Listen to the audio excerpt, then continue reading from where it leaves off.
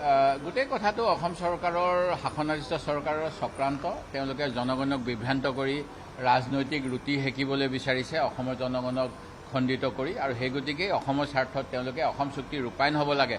অসম চুক্তি 1985 চনত অসমৰ সকলোৱে গ্ৰহণ কৰাৰ পিছত এতিয়ালৈকে তেওঁলোকৰ ৰূপায়ণ কৰাৰ ক্ষেত্ৰত আগবাঢ়িবলৈ সাহস হোৱা নাই। চাওক, অসমৰ আমি এটা প্ৰস্তাৱ দি থৈছোঁ, আশা কৰিছোঁ কাইলৈ আলোচনালৈ আহিব।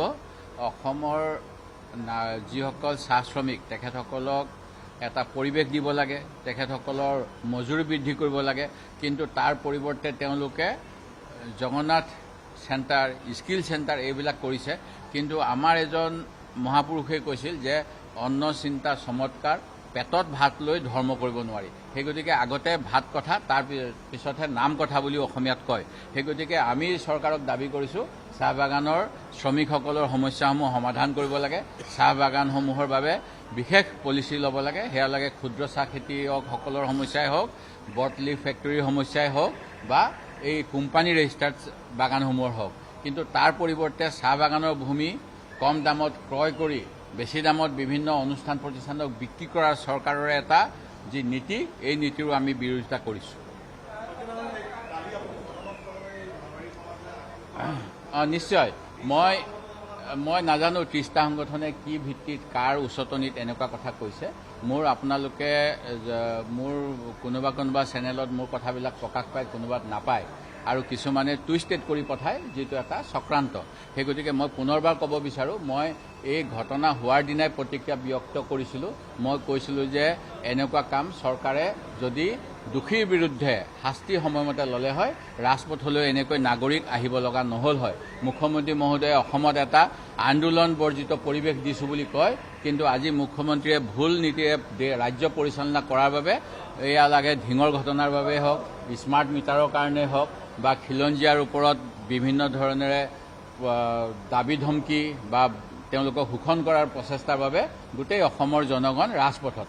আৰু শিৱসাগৰৰ ঘটনাটোৰ কথা মই সেইদিনাও, যোৱাকালিও মই সদনত কৈছোঁ। মই যিখিনি কথা কৈছোঁ, মই সেই যিসকলে তাত প্ৰতিবাদ কৰিছিল, প্ৰতিবাদ কৰি সদস্যসকলৰ বক্তব্যৰ ভিত্তিত কৈছোঁ। তাত তেখেতসকলে নিজেই কৈছে যে এই বয়সস্থ মানুহসকল এনেকৈ আঁঠু কৰাটো আমি ভাল পোৱা নাই, কাৰণ তেখেতসকলক আমি বিয়াই সবাহে লগ পাওঁ, ৰাজহুৱা অনুষ্ঠানত লগ পাওঁ। কিন্তু সেইখিনি সময়ত সেই বৃদ্ধ মানুহজনে আঁঠু কাঢ়িব নোৱাৰি যেতিয়া তেখেতে পৰি যাওঁ নিচিনা হৈছিলে, তেতিয়া তেখেতে চকীত বহিব লগা হৈছিল। সেইখিনি সময়ত আমাৰ অসম চৰকাৰৰ মুখ্যমন্ত্ৰীৰ নিৰ্দেশমৰ্মে তালৈ গৈছোঁ, আৰু এটা মানে আঁঠু কঢ়াৰ কাৰণে কমেণ্ডেবল ব্যৱস্থা বুলি এক্সত যেতিয়া টুইট কৰিছে মন্ত্ৰী ডাঙৰীয়াই সেই সময়ত কিয় হস্তক্ষেপ কৰি এনেকৈ ৰাজহুৱাভাৱে কোনো ক্ষমা খুজিব নালাগে বুলি নক'লে মই নাজানো। কাৰণ যিসকল এই প্ৰতিবাদ কৰি আছিল তেখেতসকলে বাৰম্বাৰ কৈ আছিল যে আমি এই ব্যৱস্থাটো ভাল পোৱা নাই। প্ৰশাসনে সেইখন সভা আয়োজন কৰিছিল, প্ৰশাসনৰ সেই দায়িত্ব আছিল।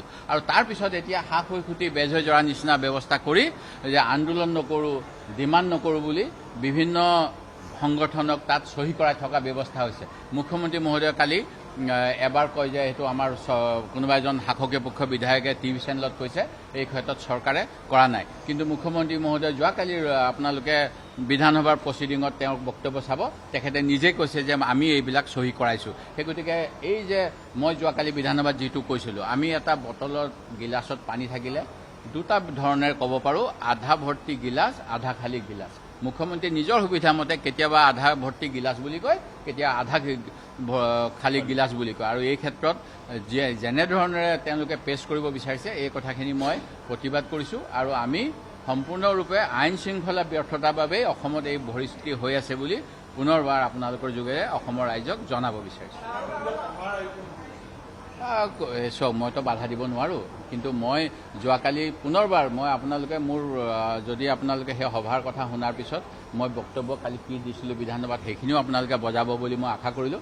তাত মই কৈছিলোঁ যে মই যিখিনি কথা কৈছোঁ সেই বিভিন্ন দল সংগঠনৰ বক্তব্য শুনাৰ পিছত, কাৰণ তাত তেখেতসকলে মুকলিকৈ কৈ আছিল যে আমি এনেকৈ আঁঠু কৰাটো বিচৰা নাই। তেতিয়াহ'লে সেই সময়ত এই কথা কোৱাৰ পিছত DC, SP, মিনিষ্টাৰে কিয় তাত আঁঠু কৰা অনুষ্ঠানটোত উপস্থিত থাকিলে? সেয়া চৰকাৰীভাৱে কৰা নাই জানো? সেয়া আমাৰ উজনি অসমত এটা তেওঁলোকৰ গৌৰৱ গগৈ আটাইতকৈ ৰেকৰ্ড ভোটত হাৰিব বুলি কোৱাৰ পিছত, BJP দলে মুখ ঠেকেচা খোৱাৰ পিছত কেনেকৈ তাৰ খিলঞ্জীয়া ৰাইজৰ আবেগ অনুভূতি আনিব পাৰোঁ এই চক্ৰান্তৰ ফলশ্ৰুতিত এনেকুৱা ঘটনা হোৱা নাই বুলি কোনে ক'ব যোৱাকালি বিজেপিৰ যিজন তাৰ সভাপতি জিলা সভাপতিয়ে মাৰপিট কৰি আছু জিন্দাবাদ আছু জিন্দাবাদ কিবা লাচি থানা জিন্দাবাদ কৰাইছে বুলি যি ভিডিঅ' ওলাই গৈছে তাৰপিছত এইবিলাক গোটেই চক্ৰান্তত কোন পক্ষ অসমৰ শান্তি জ্বলাবলৈ কাম কৰি আছে স্পষ্ট হৈছে সেই গতিকে মই দাবী কৰোঁ যে যিবিলাকে এইবিলাক কাম কৰিছে তেওঁলোকৰ ওপৰত শাস্তি ল'ব লাগে মানে চকু মুদি পেলাই আসামী দোষী বিচাৰি ফুৰিব নালাগে চৰকাৰে প্ৰথম যেতিয়া এটা ভিডিঅ' ওলালে মই শিৱসাগৰ জিলা বুলি কোৱাৰ লগে লগে শিৱসাগৰ জিলাৰ উপায়ুক্ত আৰু আৰক্ষী অধীক্ষকক এই বিষয়ে প্ৰশ্ন কৰিছিলোঁ তেতিয়া তেখেতসকলে স্পষ্টীকৰণ দিলে যে এইটো আমাৰ শিৱসাগৰ জিলাত হোৱা নাই তাৰ পৰৱৰ্তী দিনাখন মই পত্ৰযোগে তেখেতসকলক স্পষ্ট কৰিলোঁ যে এইটো শিৱসাগৰ জিলাৰ আৰু চৰাইদেউ আৰক্ষী জিলাৰ লেঙিবৰ গাঁও পঞ্চায়তত হৈছে আৰু মুখ্যমন্ত্ৰী স্কিল ডেভেলপমেণ্ট চেণ্টাৰ নামৰ এটা চেণ্টাৰ তাত 10 কোটি টকাৰ ঠিকা এই বিজেপি বিয়াগুম নেতাজনে কৰি আছে তেওঁৰ অধীনত থকা শ্ৰমিকসকলক তাত এনেধৰণেৰে অসুবিধাত পেলোৱা হৈছে সেই গতিকে ইয়াৰ পিছত চৰকাৰে যোৱাকালি মুখ্যমন্ত্ৰী মহোদয়ে কৈছিল যুৱ মৰ্চা মোৰ মই মৰগোহাঁই মোৰ তাৰপিছত কিন্তু মই তেখেতৰ বক্তব্য কালি চালোঁ বিধানসভাত তেখেতে ইয়াৰ কোনো স্পষ্টীকৰণ নিদিলে কি দিব মই নাজানো